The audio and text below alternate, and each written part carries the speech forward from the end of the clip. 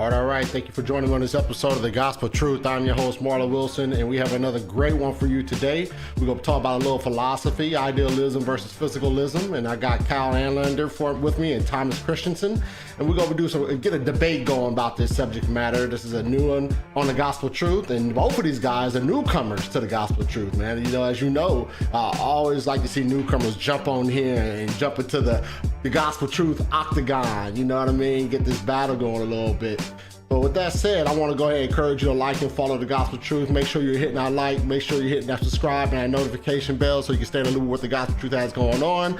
Don't miss out on any live show because I am planning debates and I'm planning interviews as we speak, man. I got a whole bunch of folks that want to come on. I got a whole bunch of folks that's come on and give us the rundown and the lowdown of what their expertise is. So we gonna get that going. Also, if you don't know, all this Gospel Truth content is on podcast. So the content is on iTunes, Google Play, Stitcher, Spotify. Make sure you're flowing over there to go ahead and give a good rating, good subscribe. You know, hook me up, man. Let's get this podcast popular so we can engage the culture of Christian truth through audio. Right? Get that going. Also, if you're not aware, The Gospel Truth is also on Instagram and Twitter. So if you can, go ahead and flow over there and subscribe there as well. You know what I mean? Just go ahead and hook a brother up there as well to get this overall platform of The Gospel Truth popular. Because as you know, The Gospel Truth is engaging the culture of Christian truth, and we do that through debates, interviews, and Bible lessons. And I need your help to spread that gospel, to get the Gospel Truth out there so the Gospel Truth can get out to the masses, right? Let's make sure we're helping a brother out in that, at least that, man. You know what I'm saying? So with that said, I'm gonna go over a couple of announcements, then I'm gonna bring my interlocutors in. Coming up January 7th, I have Is God Triune According to the Bible? That's gonna be Otis Lewis versus Chris Williams. So we're gonna get that going on at January 7th at 5 p.m. Pacific Standard Time. After that, or I think I start to slide backwards, so this is before that, December 30th, I have Is a Concept of Biological Evolution Inherently Racist? That's coming up, Robert Rowe versus William. Both of these guys have been on the show before, and they both performed very well, so this is going to be an exciting and great debate, so look out for that one. After that, I have a lesson coming up, or a show coming up on my Let's Talk segment of The Gospel Truth. It's called What is Pelagianism? All right, so we're going to talk about a little Pelagius, what it's about, Pelagianism, what it's about, what it's teaching, and how do Christians stay away from this heresy, because it is a heresy. So we're going to get that going. So make sure you tune in December 31st at 4:30 p.m. Eastern Standard Time, 1:30 p.m. Pacific Standard Time. And then lastly, I have coming up January 5th, I have Matt Slick jumping back on here, and he's going to debate A.K. Richardson. How should we interpret Romans chapter 9? That's coming up soon, so make sure you guys are staying in the loop with what the Gospel Truth has going on. Once again, if you are planning on leaving this show early, hit that subscribe, hit that like, stay in the loop. Don't leave this channel without subscribing to the Gospel Truth. Please just do that. All right, that said, I'm going to bring in my guys. They're going to come in and give you a great debate. I expect great performance out of these guys. I'm excited. Man, philosophy is not my cup of tea, you know, so they go school me on a little bit of this stuff, and I may have some just fundamental philosophy one-on-one type questions when we talk about idealism, physicalism. I may have some very, very basic questions for these guys, but I'm going to try to battle for these guys, though, you know what I'm saying? So we're going to get it going. Let me bring these guys in. What is up, fellas? What's going on? What's going on? How y'all doing? We're good. Oh, good. I'm good. Yeah. Good to go. Hey, Thomas, do me a favor. Squeeze into that frame a little bit. You're a little off center there. There you go. So people can see you, man. All right, guys. Thank you for joining me in this episode of Gospel Truth. I appreciate you. Before we get into this debate, I'm going to give you a chance to introduce yourself to the audience. Tell folks about what you do. If you have a blog, tell them about it. If you have a social media platform, tell them about it so they can check you out, see your content, and everything you're doing, all right? That said, Kyle, man, we'll give a quick introduction to yourself, man. All right, my name is Kyle Alander. I run the Christian Idealism YouTube channel, and I do videos on this very topic, which is philosophy of mind. And hopefully this debate can kind of sort of outline some of the reasons why I'm an idealist as well as why others should consider it. So other than that, I mean, I also do philosophy of religion, but mainly philosophy of mind. But yeah, again, Christian Idealism, go check it out. Pretty good content, I think. So. All right, Thomas, go ahead and give a quick introduction to yourself, man. Okay, I am Thomas Christiansen. I run a YouTube channel called Man-Centered Pelagian. So please give that YouTube channel a look if you have the chance. I make all sorts of content on all sorts of different topics. I cover religious topics, and sometimes I'll cover non-religious topics as well. My theology is pretty unconventional, like most people would not hold to it, which I fully accept that fact. And I would disagree with my opponent in that I believe reality is real, and I believe reality is physical. And I believe existence is a discrete physical object with a location. All right. Thank you both for joining me today. And we're going to jump into this debate. Once again, debate is the nature of reality, idealism, or physicalism. And we're going to start off with 10-minute opening statements, followed by a 5-minute rebuttal. We're going to follow that with a 50-minute cross-examination. The first 30 minutes will be 15 minutes each to ask questions. Then the final 20 minutes will be more of an open discussion. Then we have 5 minutes in closing and then Q&A from the audience. You got it? All right. Once again, you will hear this chime whenever you get to that 1 minute mark in your opening statements and your rebuttal rounds. You will hear that chime. All right. So that said, Kyle, I believe you are to go first. So, all right. Go ahead and share your screen, and then I will start your time. All right. Can you guys see that? Yep. We all can all see right. it. Let's get started. All right. This is a brief case for idealism. This is going to be my opening statement for this debate. So before we get into idealism, we first need to understand what consciousness actually is. So consciousness is mental activity in and of itself. Mental activity is conscious if and only if there is anything it is like to have such mental activity in and of itself. Another definition we could put forth would be this. Mental activity is conscious if there's something it feels like to have such mental activity in and of itself. The words to feel, however, is not clear enough to be used as a solid definition. So philosophers of mind typically define consciousness as anything it is like to have such mental activity in and of itself. In fact, if you take a second to think about your own experience, you cannot contain it in one thought because you are currently experiencing what it is like to experience, or another word to put it is that you're currently conscious of what it is like to be conscious. We can directly know that we are conscious, and we can directly know that we have experience.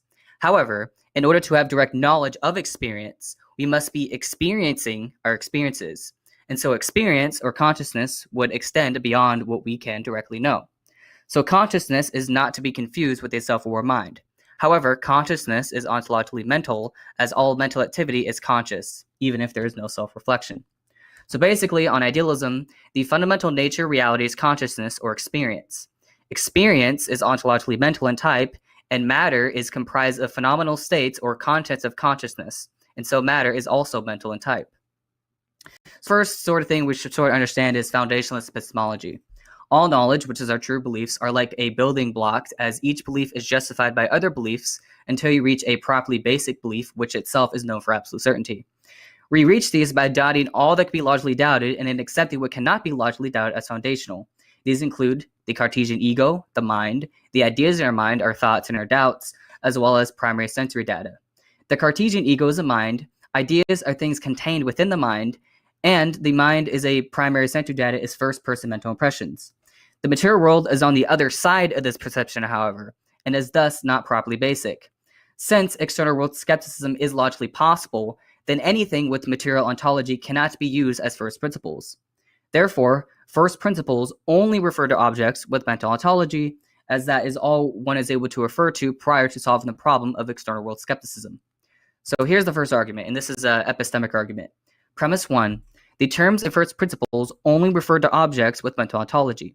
Premise 2. The terms in all conclusions about everything containing true knowledge must be found in first principles. In conclusion, therefore, everything knowable must have mental ontology, or all knowledge is dependent on experiences. So the implication of this, of course, is that we cannot have any justification for any world that is outside experience, even in principle. So that's the first argument I want to put forth. The second argument is what I call the causal closure argument. Now, it's kind of weird because according to standard Encyclopedia of Philosophy, the argument from causal closure is perhaps the dominant argument for physicalism in the literature today. However, a parallel argument can be used to support idealism. Premise 1, the causal closure of the universe. Every event which has a cause from an effect that is the same in type, meaning events that interact must have the same substance and properties. So I'm not going to really defend this premise much because I think it's supported by physics, and I think physicalists, I think my opponent would actually probably agree at least with this premise, which is the causal closure. So premise 2, the irreducibly consciousness. The mental is subjective and qualitative in type and cannot be reduced to or identified as an objective and quantitative phenomena. The mental has its own substantive properties. So I've this sort of premise right here is supported by a further argument. Premise 1, if consciousness is reducible to material phenomena, then identifying material phenomena identifies what it is like to be the subject for the subject. Premise 2, identifying material phenomena does not identify what it is like to be the subject for the subject. Conclusion, consciousness is not reducible to material phenomena, or consciousness is irreducible. So that's premise 2. Premise 3, mental events cause physical events. For example, we normally think of events such as wanting to raise your arm, and mental events can cause an event such as the raising of your arm. So I would argue that mental causation is a real phenomenon in nature, and that evolution shows that our mental lives can be changed through time and have real effects in the world. So I have a short argument to defend this, which is basically premise 1, phenomenal properties evolved. Premise 2, on epiphenomenalism, phenomenal properties are useless. Premise 3, useless features don't evolve, therefore epiphenomenalism is false. So the conclusion of this basic argument on the left here is that physical events are mental in type, or more briefly, that idealism is true. For of course, if the thesis of causal closure is true, and the mental is irreducible and causes physical events, then the physical itself must be mental in type. So the universe and everything that can be interacted with is mental. So that's the second, I would say, argument for idealism. Then finally, I want to compare idealism and physicalism with theoritic virtues. So just briefly, we have simplicity. We want a simple theory. We want a theory that has the least amount of unnecessary assumptions, and we want a theory that has good explanatory power. I mean, it doesn't have any like explanatory gaps, and it also has like less bruteness and stuff like that. So when we compare the two views, when we compare physicalism and idealism, it turns out idealism is simpler. So on physicalism, all that exists is space, time, some properties, and sets. And all the other objects that make up the observed universe are minded organisms, sculptures, etc. That gives us three kinds of basic entities. And so physicalism has to add the abstraction of a world that's independent of experience. However, on idealism, there's only one kind of basic entity, which is an experiencing mind or some experiencing minds. And so given the existence of experiencing minds, the idealist can't account for all the varied structures of reality. So that's based on simplicity. Just to give you a little quote by Bernard Kastrup, the defining characteristics of explanation by abstraction is a progressive movement away from Edmund Husserl's life world from the concreteness of direct experience. First, one posits a world devoid of qualities, and as such devoid of concreteness too, for concreteness is a quality of experience. Then one progressively loads this world with properties that entail no direct isomorphism to experience.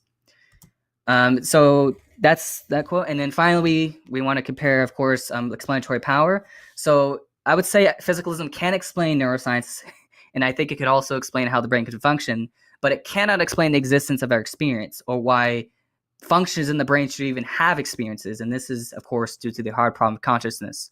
So it's having to actually reduce consciousness to consciousness's own abstraction. And so physicalism would have more explanatory gaps. On idealism, you have consciousness can explain all reality. It leaves very little unexplained. And of course, the relationship between absolute mind and our minds is a work in progress. And most importantly, idealism can explain everything that physicalism does, but with less logic conceptual problems and more simplicity in the fundamental ontology. So matter, I would say, is an abstraction of mind, which means that the existence of matter, or any world outside consciousness, is not an empirical fact. Rather, it is the extra assumption in the explanatory model of the non-idealist positions. When we apply Occam's razor, then since idealism doesn't require this additional assumption, then idealism has a simpler explanatory model and therefore should be preferred over alternative ontologies. So conclusion, in terms of theoritic virtues, the non-idealist views have a higher cost since they add the abstraction of matter. Idealism has an advantage over the alternative ontologies by being simpler and still retaining its explanatory and predictive power. Thus, idealism is the best ontological and metaphysical view of the mind and reality. So when you combine this with the sort of epistemic foundations argument, as well as the causal closure argument that I brought up earlier, we can see the many advantages that idealism has over physicalism and why we should all prefer idealism. And so that will be it for me. All right. Thank you so much. All right, Thomas, you're up for your 10-minute opening. Let me restart your timer, and I will let you know when to go. All right, you got it, Thomas. Yeah, am I good to go? Yep, you got it. Okay, so my argument for physicalism and realism would be that it's the only view, at least out of these two views, maybe there's a view other than it, but out of these two views that are being debated today, it's the only one that you can get off of the ground. It's the only one that makes logical sense. It's the only one that's possible. Now, there are several problems with idealism, like, for example, where exactly is everything mental being processed? There'd have to be something physical, something real, something material, something non-mental processing all of our thoughts, our intentions, our desires, and so forth. Idealism cannot even give us a definition of what a mind is, right? They'll say that everything is mental, but what does it mean for something to be mental, right? They can't provide a definition of what the mental even is. And related to this problem is that what does it mean for something even to exist? I can provide a definition of existence, but they can't even do that. I can just tell you that existence is an object with a shape and a location, a discrete physical object with shape and location. Another problem with idealism is that we never see the seeing, we never see the consciousness. We only ever experience things, we only ever experience objects. We can't take ourselves outside of ourselves to experience the experiencing. Another problem with it is the problem of other minds. How does idealism not devolve into solipsism? If everything is mental, how do you know anybody else's minds exist? How do you know the minds of anyone else exists if everything is mental? Because for all you know, their minds could just be something your own mind is creating, right? So how can you ever know that two people experience the same phenomena, right? How can two people ever see the same object, experience the same event, or whatever? How do two people experience the same phenomena? And another problem with idealism is how can there be ideas? How can there be intentionality? How can there be ideas about things in the world unless there is a world to represent? How can you have mental representations unless there is something other than the mental to represent? And another argument I would give for physicalism and realism would be that if we adopted the idealist view, skepticism becomes inevitable. Another problem is that you'd have to give up the sciences if we were to adopt idealism, because science deals with real material objects. It starts with the assumption that real material objects exist and tries to come up with theories about these real material objects. And so scientific knowledge becomes impossible if idealism is true. Then you end up with a problem of what's called the infinite regress, or the homunculus fallacy, that there's a little man inside your head, but is there a little man inside of that guy's head and a little man inside of that guy's head, right? Idealism will inevitably lead to an infinite regression. See, how much time do I got left here? You sure about 6.5 minutes? Okay, well, that's all I really wanted to say. So all right. I should say more, or do you think that was good? It's up to you. That's your 10 minutes, man. So it's up to you. If you want to continue on, you can. If you want to conclude it there. I'll conclude it there. All right. Sounds good. All right, guys. So now we're going to transition to the rebuttal round of this debate. All right. So we're going to transition to the rebuttal. Once again, rebuttal round is 5 minutes. So Kyle, you're up for your 5-minute rebuttal. All right. So there's a lot. Sorry about that. Okay. So there's a lot to say on that, and hopefully we get to more in the discussion, because I think this sort of helps clarify what idealism is. So the first thing you pointed out was, of course, you said that it's the only one that can work. Okay, well that's fine. Now you ask, okay, where is the mental being processed, right? Well, in idealism, the mental is fundamental, so there's nothing outside the mental, right? There's nothing that's being processed, right? When you're talking about experience, when you're talking about at least experience simpliciter, there's nothing that would process it, because that is the foundation. Like the foundation of reality is experience, right? So I guess it's just sort of question begging against idealism, if you're going to sort of ask that. And then, of course, how does idealism define mind? Well, a mind is simply just, a mind is just mental activity in and of itself, right? I guess we can get into more what we mean by mental, but just mental activity. I also sort of make a distinction between consciousness proper and self-effective consciousness. You also ask, what does it mean for things to exist, right? And I would say, on the idealist position, things exist in the sense that they are experienced, right? So if it's not being experienced, then it doesn't exist.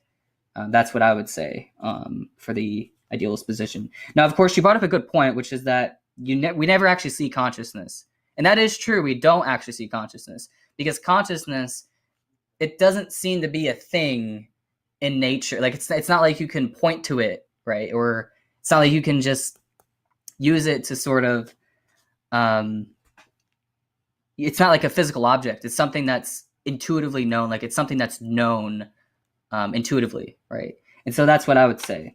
Now, you brought up the problem of external minds as well as the problem of external world skepticism. Well, like I said in my opening statement, I think that it's actually the reverse, that idealism actually, that knowledge isn't possible without experience, right? Now, as far as the other minds go, I'm happy to admit that, like for example, I think that dream characters are conscious. So, in terms of like dealing with that sort of dilemma, I think that's a good sort of objection, right? But we all have to deal with that problem, right? Every view has to deal with the problem of other minds, regardless if you're an idealist or a physicalist. So I'm not really sure, unless you can sort of demonstrate that idealism faces a bigger problem when it comes to other minds, then I don't really see where it's an issue. And you talked about how can there be ideas? Well, ideas, I would say, are just mental in type, right? So I think that's sort of that problem. And of course, you brought up another good point, which is about skepticism and science, and how, you're going to deal with this sort of problem with science. Well, it's weird, because I do think, I didn't use this in the debate in the opening statement, but there is actually an argument for idealism that argues that we can't actually do science unless idealism is true, right? Because our mental perceptions of the world have to correspond to reality, and that can only work if objective reality is also mental in type. So there is an argument for idealism for that. So I'm happy that you sort of brought that point up, because I think it sort of outlines the sort of different views between a sort of subjective idealism versus an objective idealism. And then finally, your last point was about infinite regress of minds, right? And I think that's also a really good point, because I do think that I guess this sort of helps clarify again with the idealist position. And so I'm happy to admit that I think that's sort of an issue, like how deep can you go, right? How far does the experience go in your own mind, right? And I think that's a sort of interesting perspective that I'm still working on, because I do think that there are sort of like subconscious influences, and the question is, how deep does it go? I don't know, but I think it's a very good sort of way that the idealist could sort of answer that question, at least better than alternatives. So, I think most of your opening statement was okay. Of course, I think there's a few points. I think a lot of your points that you made could be sort of clarified a little bit, and of course, other points I think I just have straight disagreements on. But other than that, that's all I got to say on my rebuttal. So, all right, thank you, Kyle. All right, Thomas, you're up for your 5-minute rebuttal. Let me restart your time, and then you are off. Okay, am I good to go? Hold up. All right, you got it, man. Okay, so, well, I would first like to respond to the thing about having something to process it. Well, I would say that was mostly just, I guess I was just saying that you would have to need it. Even if you don't have an answer to how you'd solve that problem, I still think you would need to have something to process all the mental stuff. There has to be something powering it. That's all I was really saying there. And then as for, he brought up the mind. I don't think he really adequately answered my question of what even is the mental. I can say that the mental is a series, maybe I could say it's a series of specialized processes in the brain. And I don't. He never really gave a real definition there, and I consider that to be a big problem with the system. Then he also brought up the point about the empirical sciences that I brought up as well. I don't believe the empirical sciences would support idealism. And I would say that the only non-circular definition of truth we have, which is to say the correspondence theory of truth, which is a hotly debated subject, but it is the best theory of truth if you want to deal with the empirical sciences. In order to have that, you have to have a real world which things correspond to. There has to be a world that exists independent of our mental representations of the world. So I would say that the correspondence theory of truth, which I believe is required for the empirical sciences, would not be possible under an idealist system.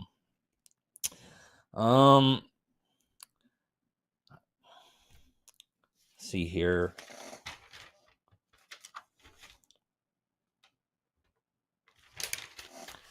I guess that's all I really have to say for right now, because I don't really remember what were some of his other objections. All right, sounds good. Sounds just fine, just fine. All right, guys. So now we're going to transition to our rebuttal round. Our cross-examination round, which will once again be 15 minutes. The first 30 minutes would be 15 minutes each to ask questions. Then the final 20 minutes would be open discussion.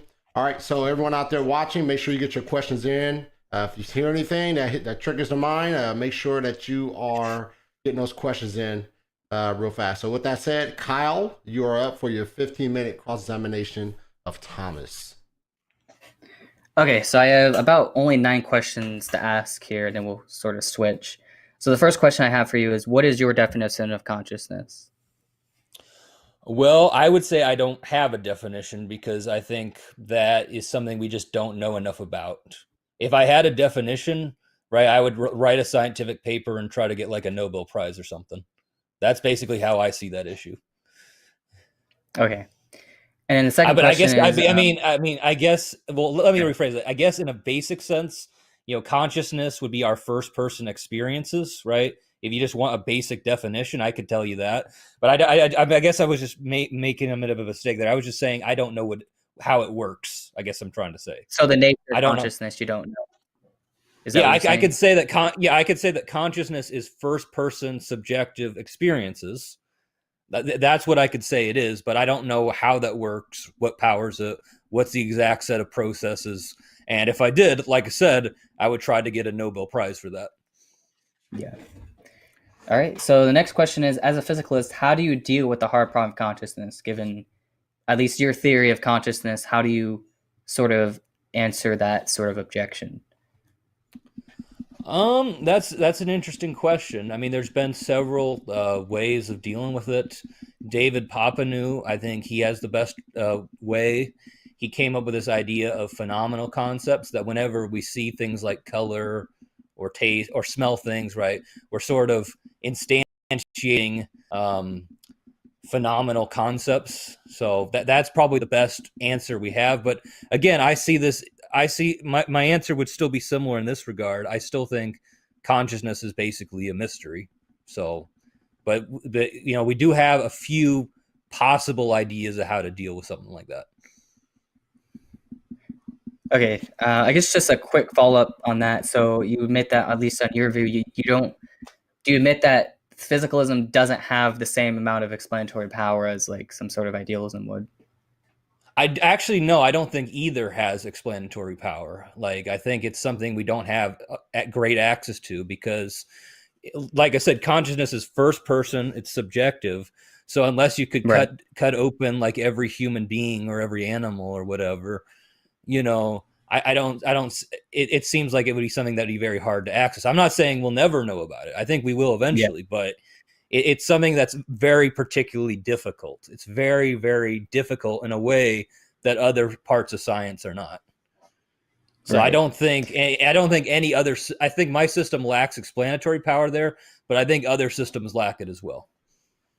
All right. Well, I happen to disagree on that one, but I guess we can get into that discussion, which goes to my next question, which is, how do you justify this idea of a mind-independent reality, like a reality that's totally outside experience?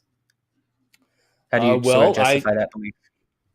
Well, my justification for it would be that you would need it to really have knowledge of anything. I mean, I would make a transcendental argument for physical reality, if you will, since people like to make those kinds of arguments these days. That would be basically my argument for it, is that you need it for a whole bunch of things to make sense or to be possible. And we could go into that later, but that's basically what my reasoning for it would be. Yeah, because I mean, my perspective is I think it's the opposite. I think only experience could give us knowledge, right? That in order to make any conclusion at all, we need to make that sort of all of the sort of propositions we make, all the knowledge claims we make, all are all reference to a mental ontology, right? So okay, that's what I would say. And then I guess this goes to the next question. So the next question is, now let's just assume the hard problem doesn't exist. Okay, let's just say, okay, it's been solved. Whatever. Wait. Could you repeat yourself? It kind of cut off at the first part. Okay, sorry. So let's just assume that the hard problem isn't a problem for your view. And so I guess if that's not the issue, if there's no in principle issue, there's another sort of issue, which goes to my next question, which is, what sort of predictions does physicalism make? Like, within the physicalist picture reality, why should that reality produce experience at all? Could you clarify your question a bit? It's a bit hard for me to get. So within your theory of how, what the nature of reality is, like it's everything's physical. Well, how does a physical reality, how is that going to predict there to be experience? Like it predict there to be minds like us, or just any experience at all? Like how does your theory sort of account for that? Well, that's a good question. I would say physicalism can account for the mind by, well, I would say the mind in my theory I said originally it's a series of processes. If we had sufficient enough science, we could maybe find out what those processes are, what those processes do. But that would be how we would account for the mind. That would be the best way I think we could. There's other ways. Sometimes they'll say it's a property. I don't really like saying it's a property because they don't define what that is. I would say it's a series of processes. You have a computer, right? It has hardware and it has software. And, some people have called this idea functionalism. I wouldn't necessarily hold to what all those people held to, but I think that analogy of the computer, I think would actually be a good analogy for how a physicalist could understand what the mind is. The brain being like the hardware, and what's the word for it? And the mental states being like the software. No, right. So if you're I guess this sort of helps clarify. So if you're saying that that's the case, how is that predicted? Why should that occur? Right. Like, doesn't it seem like it's more likely that at least my hypothesis can sort of predict, while your hypothesis wouldn't predict that sort of thing? What is it? What wouldn't it predict exactly? Well, okay. So on my hypothesis predicts that there is going to be conscious minds, right? Because consciousness is foundational. Your hypothesis doesn't seem to do the same thing, because on your hypothesis, there's a world beyond consciousness, right? So, and if you have this sort of prediction problem, it seems like you sort of have this like prediction problem on physicalism, where there's nothing within the hypothesis that predicts there to be conscious minds. That's what I'm saying. And so I'm asking, like, how do you, like, what would physicalism predict in terms of explaining minds? Well, I would say that it could predict minds because there would be living entities, and the only way you can have something that's living is it would have to be conscious.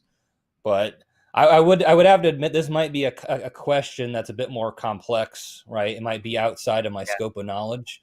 That to me seems like a very highly scientific question, and I'm not sure I'd be able to answer it fully. Okay. So I guess the next question is, what do you consider to be the best evidence or argument for physicalism? The best argument for physicalism? That's a good question. Because my argument for this would be directed against someone who maybe believes in like a soul or something like that, and you don't.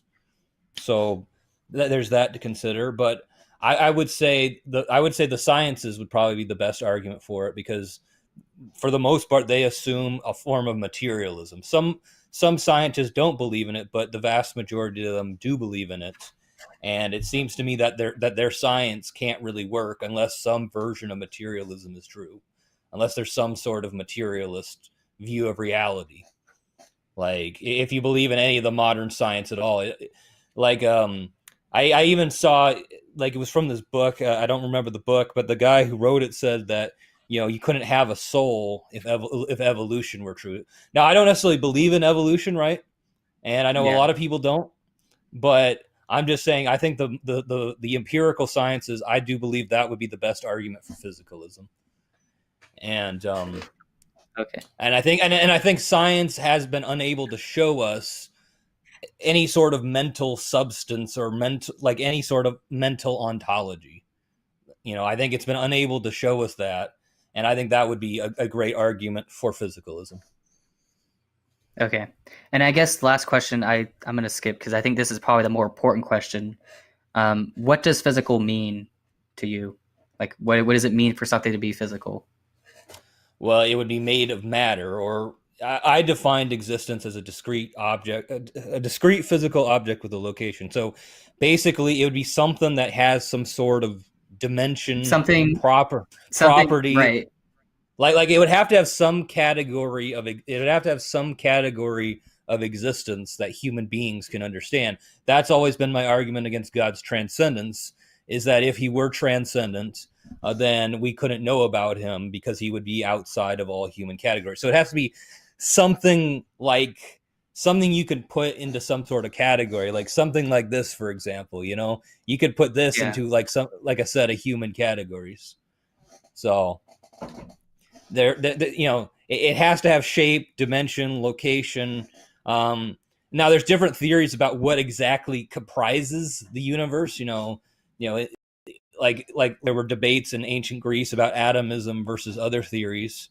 And again, those would be scientific questions, which I don't necessarily have a lot of knowledge of, but there would have to be some sort of like quality. There could be things that are invisible, but if you were to make them visible, they would have to have something like shape or dimension. So phenomenal qualities. Yes.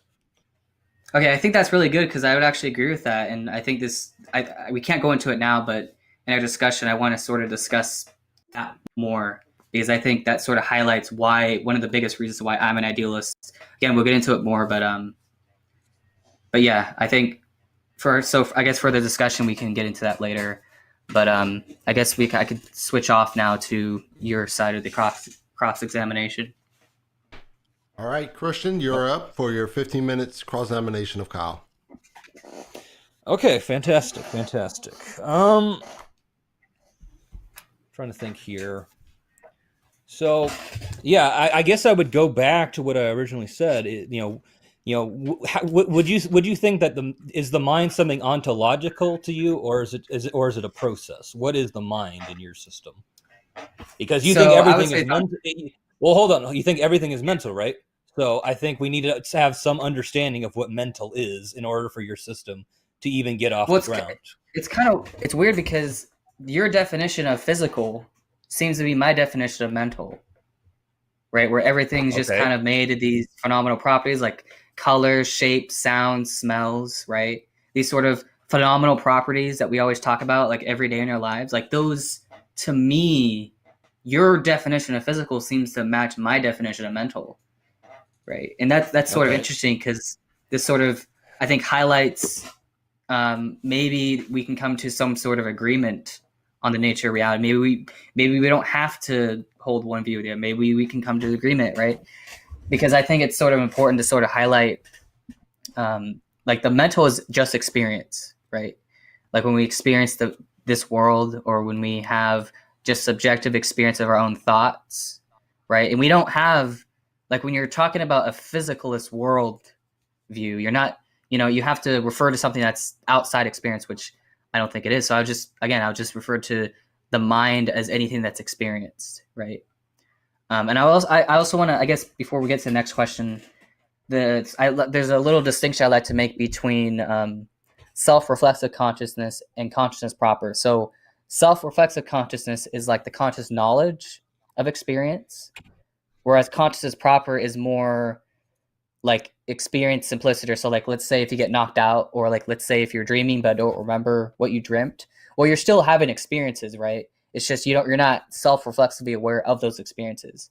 So it's sort of, I think that sort of distinction sort of highlights that my view of mental seems to be much broader. So I think that when we talk about mental, we're also talking about a world that we're not always we don't always know, like, you know what I mean? So Okay. Then that brings me to my next question. If everything is experience, right? Because that's what you seem to understand everything to be. Would that be a correct representation?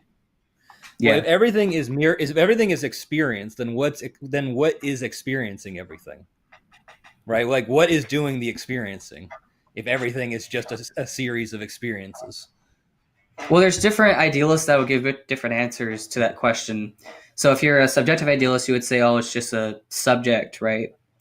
Whereas if you're sort of an objective idealist, like let's say F.H. Bradley, he lived in the 19th century, what he would say is there's this idea of an absolute experience. So this sort of absolute mind that sort of encompasses everything, all of reality, and that is like experience simpliciter is sort of like the foundation, right? Or at least that is reality, right? And there's a little quote, I'll mention that quote in my closing statement to help clarify.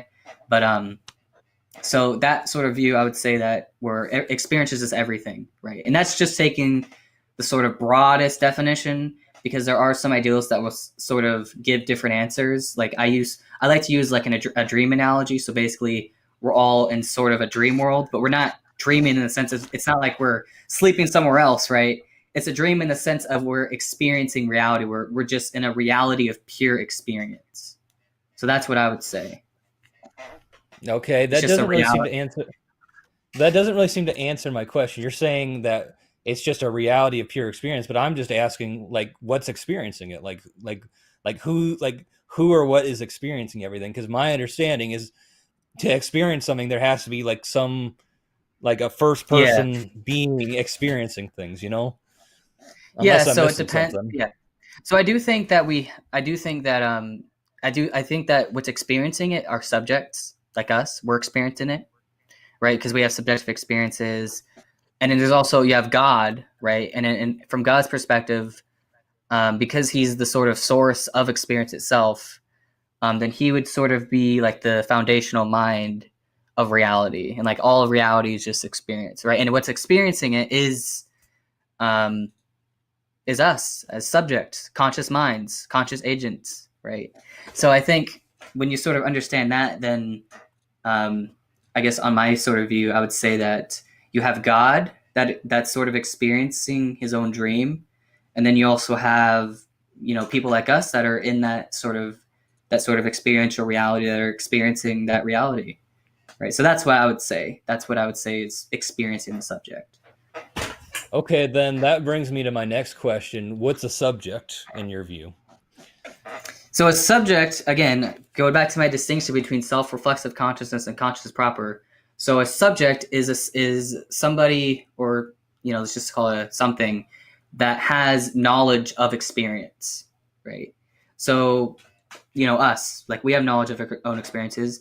I know that I'm breathing. I know that I'm thinking right now, that sort of thing. So I'm a subject in the sense that I know about my experiences. However, there are sometimes we don't always know about our experiences, right? So you have to sometimes subjects like us don't always know about our own experiences, right? And then of course you have people like Donald Hoffman, which will argue that since the world is comprised of conscious agents, his sort of view of agents or of a subject would basically be just this sort of, he has this, I can't show it right now, but he has this sort of diagram where you have experience, the world, and an action, and then those sort of affect each other.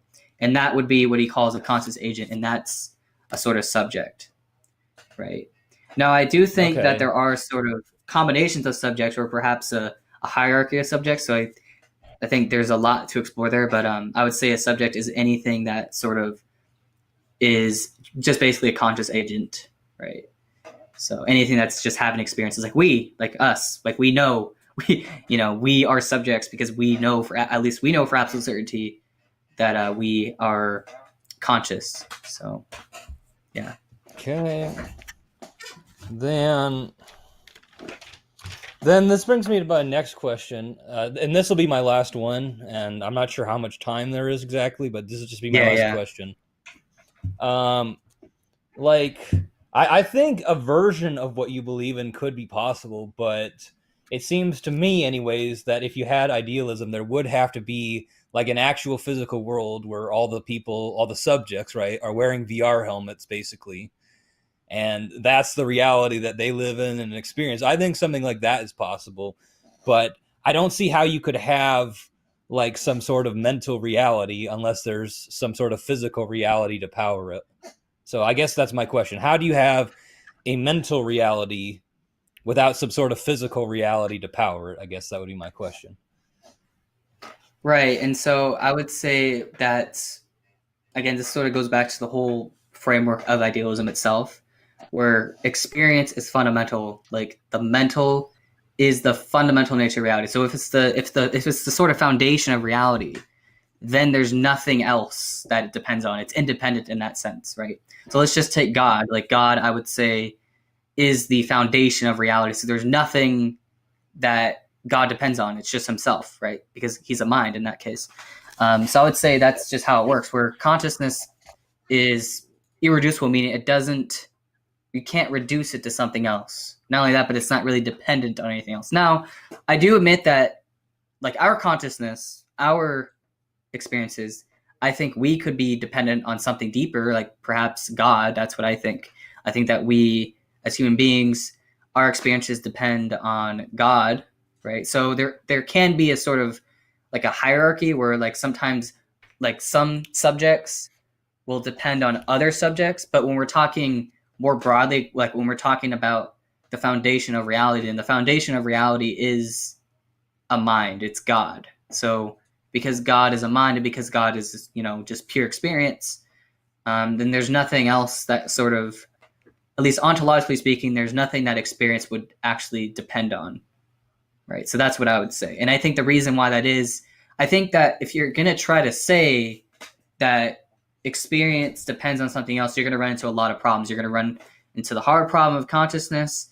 If you're going to go a panpsychism route, you're going to run into the combination problem. There's a lot of like metaphysical problems if you're going to try to say that experience can be reduced or perhaps is dependent on something else. I just don't see it happening. So I think the best route to go is just to say that it's irreducible and that, doesn't really depend on anything. So that's what I would say. Okay, those are my last questions. So the moderator can move on. All right. So now we're going to transition to more of an open discussion. And so I guess I have a question. So so Thomas, you don't believe there is a soul. You don't believe in a soul. Correct. I don't believe there's sufficient evidence for it. If evidence did exist, I would believe in it, though. All right. So Kyle, do you believe in a soul? Yeah, I do. But okay. I think, yeah, I do. That's all I got to say. Explain to me how you believe in a soul and what is a soul in your view? Yeah. So a soul in my view would be just basically someone's personality. So it'd basically be like someone's self-reflexive consciousness, like your personality, your thoughts, your desires, that sort of thing. So I guess a soul would just basically be a subject on my view. So. Yeah. Okay, I'm here learning, so I'm hearing all this and I'm like I'm like, all right, I'm gonna have to ask these guys these questions, man, see what's going on here. So Thomas, okay, so everything I do, I try to go from a biblical perspective, right? A biblical perspective first, right? And then I expand my theology or whatever philosophy from the biblical text first, right? So I guess I'm trying to figure out, okay, so for Thomas, you say there's no soul. How do you equate that biblically if there is no soul? Okay, well, I think I wouldn't have enough time to go into every single relevant Bible verse, but I would point to several Old Testament Bible verses where it talks about how, when men die, they perish, their thoughts are no more. There's all sorts of verses in the Old Testament like that. There's also verses that say that, men die like animals, and that our fate is like the animals. And I would also point out that modern scholarship has shown that Jewish people didn't originally believe in a soul until around the time of the Babylonian exile, I believe. So they actually the original Jewish faith, the one before the influence of the Babylonians, the original one, from what I understand, didn't have the concept of a soul. So that would be my biblical justification for it. It would primarily be the Old Testament. And I would also say there are some Christian physicalists out there who I think do a really good job of the relevant New Testament verses. So that would be my if we're talking about the Bible, that's how I'd go about it biblically speaking. Okay. Okay. All right. So, Kyle, pretty much the same question for you. From the biblical text, how would you equate idealism being the proper way to interpret reality? Well, how would you? Go ahead. Yeah, so I think the soul, especially during Paul's time, was more reference to like someone's like personality, their thoughts, that sort of thing. And I do accept that there are subjects, right? And I also do think that the soul is largely irreducible, although I do think that like if you were to damage the brain, you would damage the soul in that sense. So I think like someone's self-reflexive consciousness. Okay, hold on right there, Kyle. You said that if you damage the brain, you would damage the soul itself. How? Okay. Yes, that's correct. Okay, so let's go Bible basics here, right? Let's go Bible basics. All right. So do you believe in hell? You believe in hell? Yeah, I do. Okay, so we talk about hell. What goes to hell? Does a soul go to hell, or what goes to hell? Or do your mind, or because I have a hard time because you just said that if the brain is damaged, the soul is damaged too, or the spirit is damaged too. Yeah, so but it's not destroyed. It's not destroyed. There's a sort of difference there because I do think that like if you were to get shot or like if you were to die, right? Okay. I think your personality would largely still kind of transfer to hell, but because we got to understand that I'm a monist, right? So I think that all physical objects are mental in type. So of course, if you hit me with a bat or something like that, it's gonna hurt me, right? It's gonna hurt my mental states because you're crossing the sort of like Bernard Kashup calls it a sort of disassociated boundary where you're hitting my sort of alter my boundary, and it'll affect my mental life because the bat itself is also mental, kind of like how our thoughts will affect our emotions and so on and so forth. Right, it's the sort of everything. There's sort of a cause and effect relationship that goes on in nature, right? So I do think that it sort of affects the soul, but it doesn't destroy it. I think because I do think that consciousness is more fundamental than that. So okay, I may have some. Yeah, I may have a problem with that, man. All right, so remind you, this is not just me asking you guys questions. So Thomas, if you hear something that Kyle says, you say, hold on, don't hesitate to jump in here. Because I think because when I think about it, I'm sort of just trying to grasp what I think I understand about this subject. You know what I mean? Because I think. I sort of lean like with Eric Hernandez as far as the dualist type of position, you know what I mean? So I'm trying to grasp what's going on here. So the brain, okay, so you guys make no separation between the brain and the soul. So Kyle, idealism, you're saying like the brain or your consciousness is your personality. That's your self-reflexive consciousness, yeah. But then consciousness proper is experience simpliciter, which that happens even if we're not aware of anything. Okay, so that's more. I think that sort of consciousness you can't destroy that part because that's fundamental, right?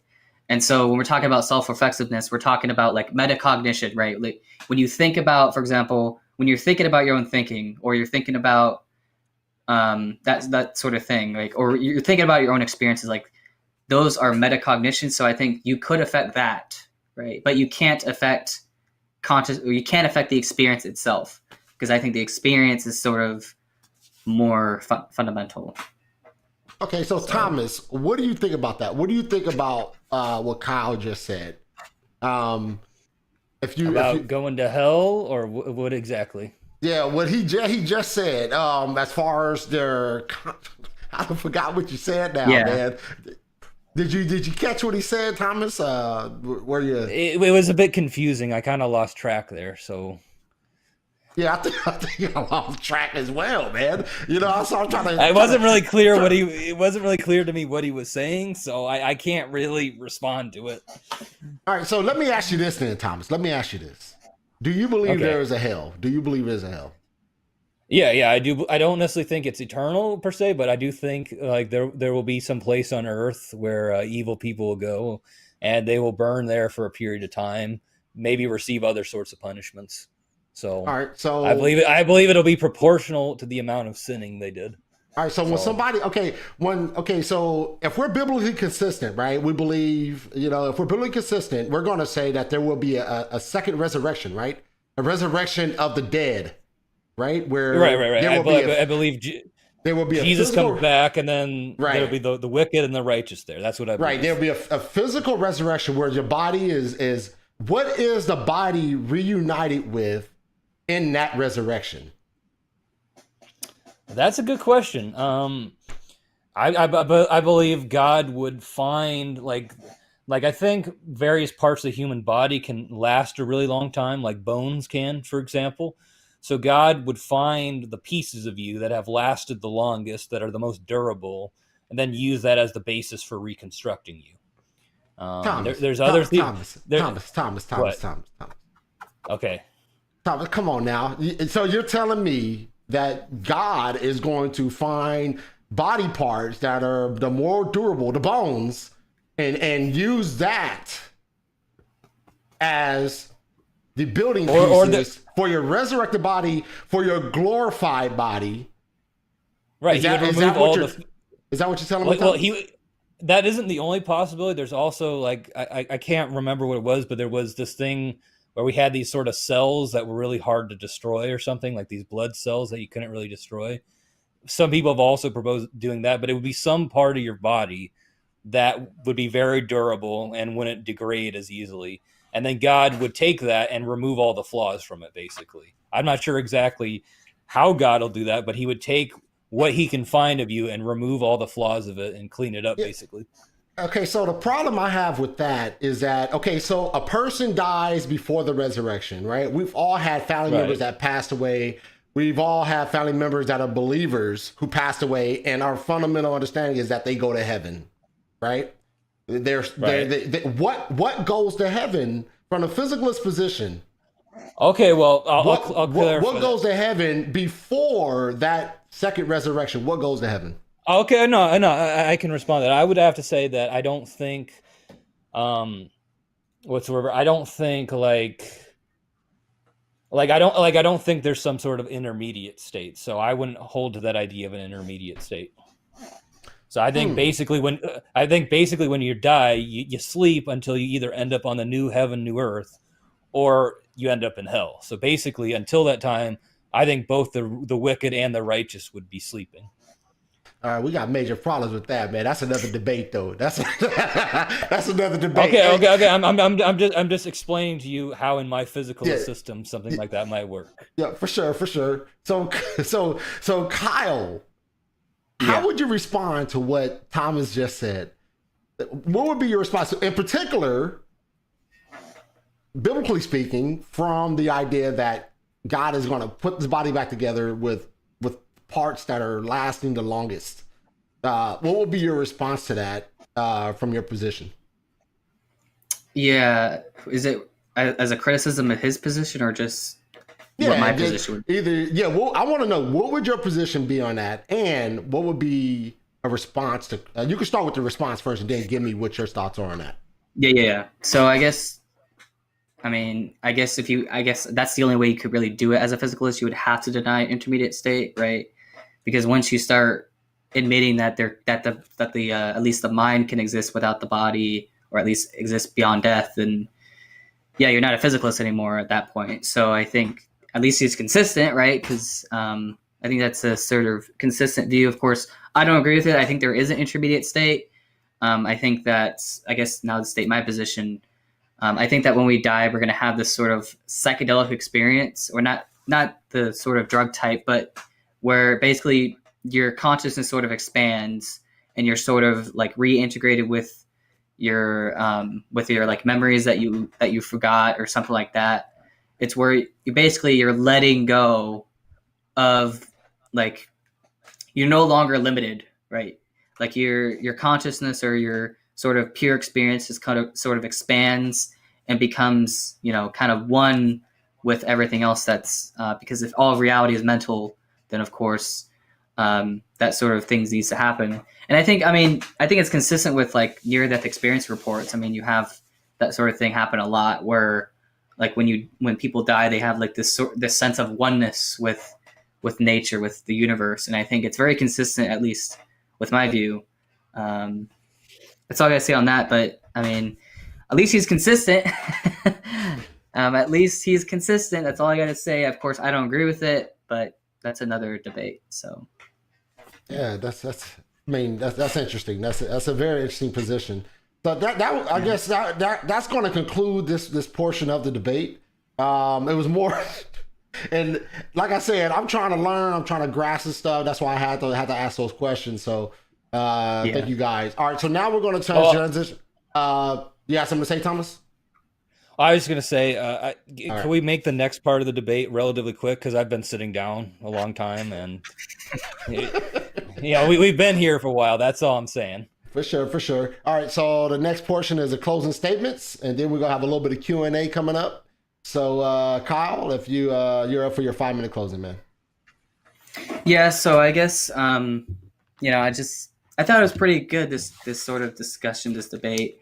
I sort of highlighted. I guess we can sort of conclude. I don't remember you ever responding to a lot of the points in my opening statement about how idealism is simpler, because we don't have to posit this world outside consciousness, right? And I guess to close off with the sort of closing arguments to think about idealism. First of all, I do think that that there is an objective world out there, right? That the world is objective. But the issue is we have to remember that on idealism, the objective world is also mental, right? So that there's no sort of distinction between, our own thoughts. At least there's no ontological distinction between our own thoughts and the outside world, that they're both sort of related to each other in that sort of way. And then, of course, I think, when it comes to explanatory power, I do think that physicalism still faces the problems that I mentioned. If it doesn't have, we talk about the hard problem consciousness, that's an in-principle problem. I think it's a problem. But even if that's not a problem, it still has this predictability problem where there's nothing on physicalism on that sort of hypothesis that would predict there to be experience. So in terms of just explanatory power, I think that idealism is just simply the winner. Of course, there's a lot of other objections I could go over. There's a lot of objections to idealism that we could discuss. But if you guys want to sort of see some of those responses, I would recommend people read Bernardo Kastrup, as well as just see my own YouTube video, because I made a whole video playlist of answering objections to idealism. But I don't know. I feel like there needs to be more discussion on this topic.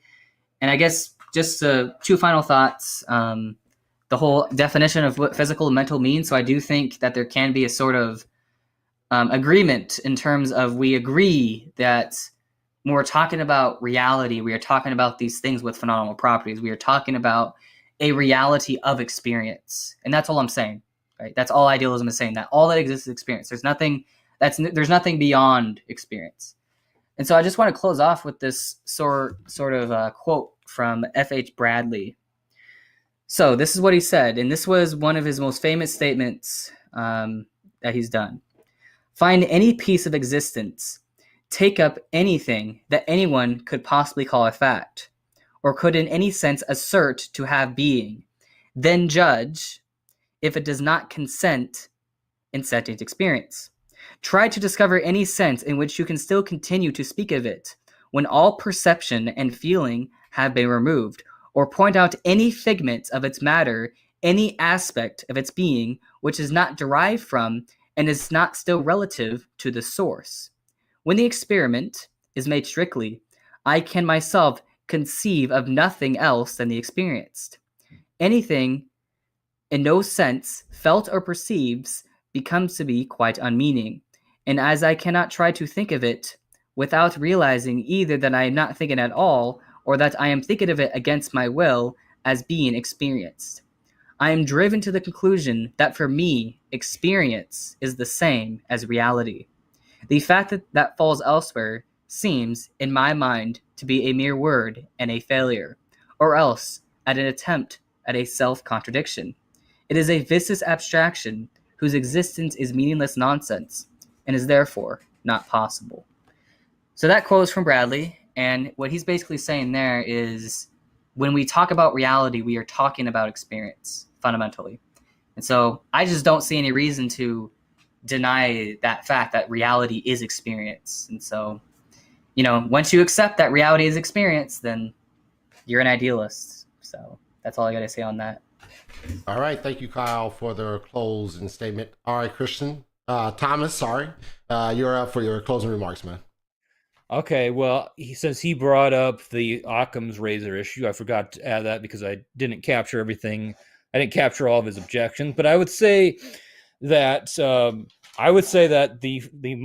the realist view of the world more fits Occam's razor, and because you don't have all these problems like the ones I mentioned with idealism, and that's how most people intuitively see the world. Most people think the world is physical, because they don't really know of anything else out there.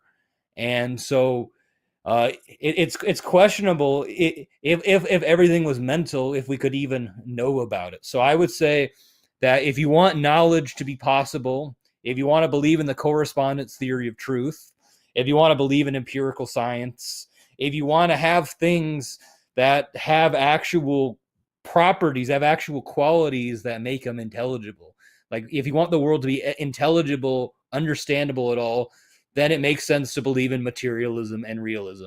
And that's how most people see the world. And I think most people see it, not because they're being deluded in some sort of illusion, but because that's what reality is. I don't think there's any good reason to question the realness of reality, which is to say that it isn't just a set of mental ideas. It isn't just a set of experiences, that there is an actual external world out there. And so I would say that is far more simpler than trying to make the world purely mental. So that's all I got to say. All right. Thank you both. All right. So now we're going to jump into this Q&A. We got some questions for you guys. Not a whole bunch, but we got some. So let's get into this real quick. All right, this is for Kyle. Oh, hold on. See if the overlay is set up right.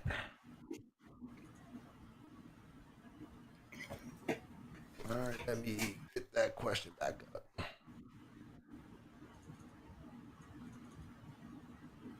right, doesn't want to work. Right. World. Hold on, guys. Let me see what's up with this. It's like triggering the wrong thing. All right, so I'm gonna read this question for you real quick. For Kyle, under idealism, would imaginary things like Santa and the Tooth Fairy exist since we experienced them? No, because there's a distinction between your subjective experience versus an actual objective sort of absolute. So I guess we need to understand, again, I said earlier that there is an objective world out there. Like that world is objective, right? So it's not like when we're talking about experience, of course, experience is subjective, but there's also a sort of objective aspect to it where our perceptions of reality can correspond to that reality, and sometimes they don't. And when they don't, like, we can have hallucinations, we can have our sort of own private experiences, right? And so what I'm saying is that we're just taking the idea of experience and then expanding it, or taking consciousness and expanding it to include everything else. So there is this sort of like objective consciousness or objective experience that exists beyond my mind, right? It's just that there's no ontological distinction. I think there needs to be that sort of important distinction where there is a sort of subjective experience, but then there's also this world of experience where that world is just mental, right? So no, I don't. I mean, obviously, you can hallucinate Santa Claus and the Tooth Fairy, but that doesn't mean they actually exist in objective reality. I don't think that's true, because again, there's still an objective world. So, yeah. All right. Thomas, any thoughts? No, I don't have any thoughts on that. All right.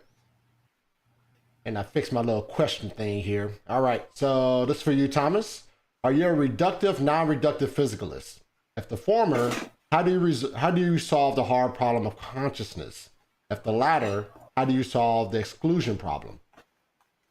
I would just add, I'm not sure what the exclusion problem is, so I'm not sure I'd be able to answer it. And then I would say, I mean, I'm not sure where I would put my view, but I guess my view would be a reductive form of physicalism, since I don't say that the mind is a property.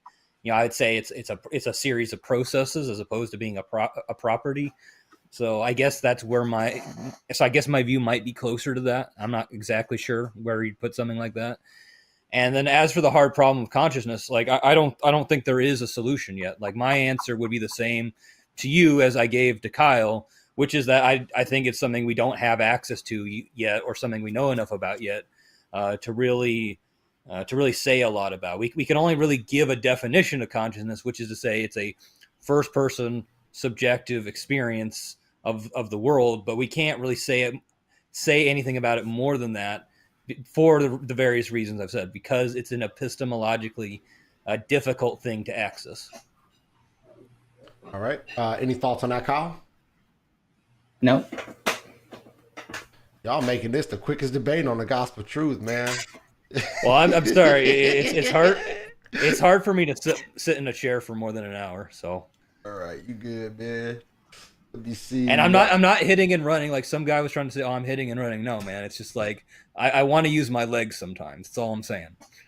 All right. On idealism, the body is the extrinsic appearance of the extrinsic, mind. Yeah, intrinsic appearance of the mind.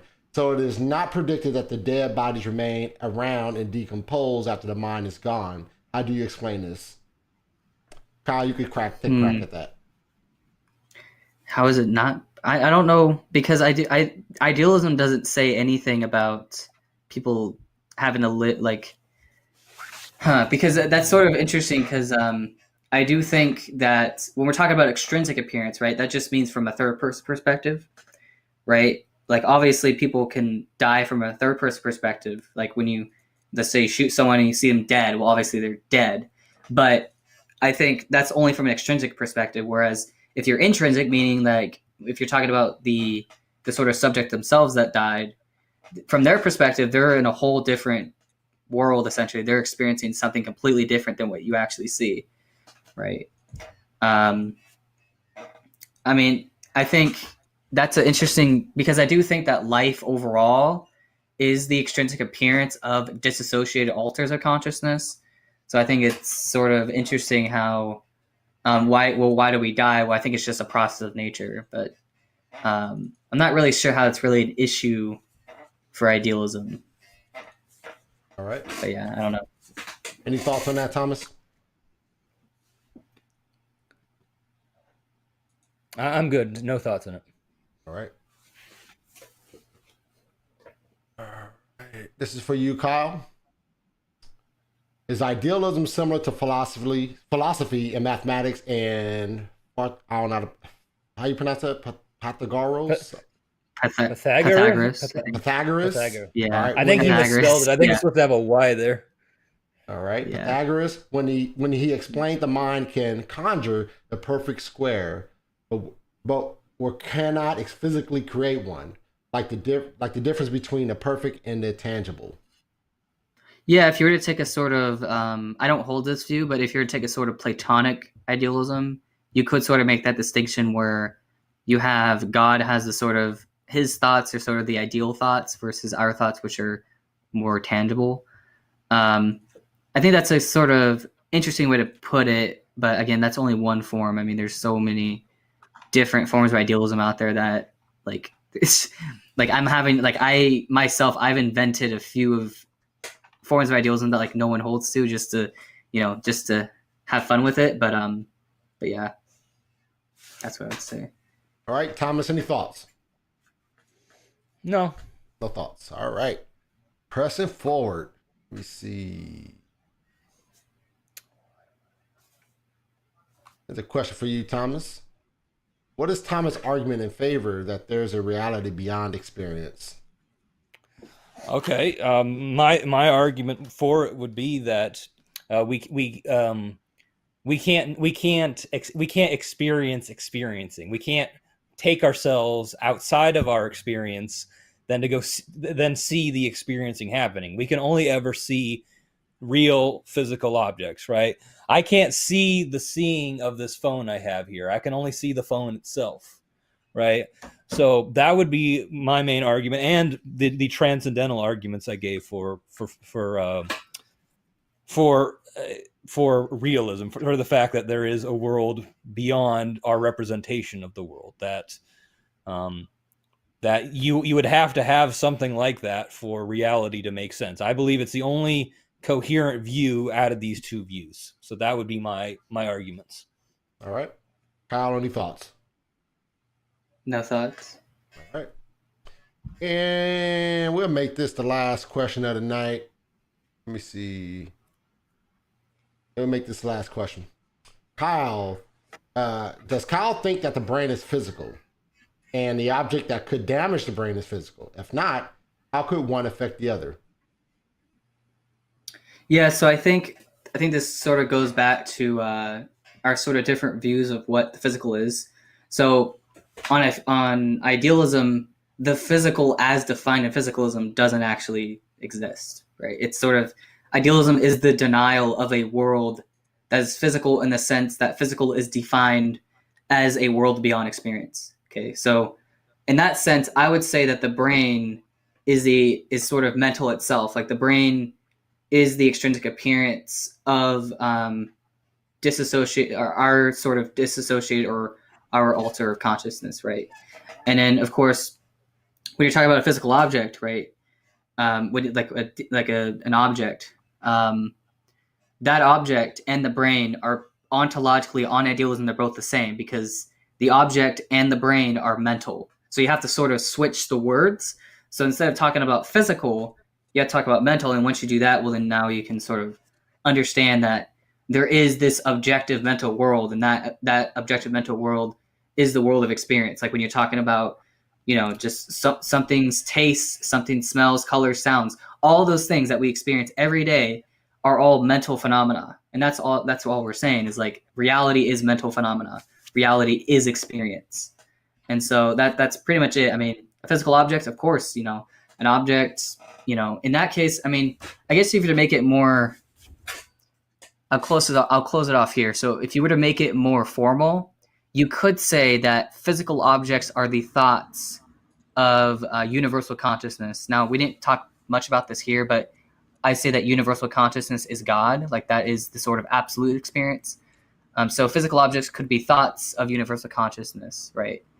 That's what I would say. And of course, because it's, the same ontology as our brains, then of course it's going to damage it. So, yeah. Right. Thomas, any thoughts on that? No, I think he did pretty good there. All right, guys. So that concludes this debate. I appreciate you both. So as always, I do send out gifts, just appreciation from me to you for coming on the Gospel Truth and participating in this debate. I'd also like to say to Kyle, I thank him for being very respectful. I've dealt with a lot of debaters, and oftentimes they're not very respectful people. So I give him credit for that. Yeah. All right. Thanks.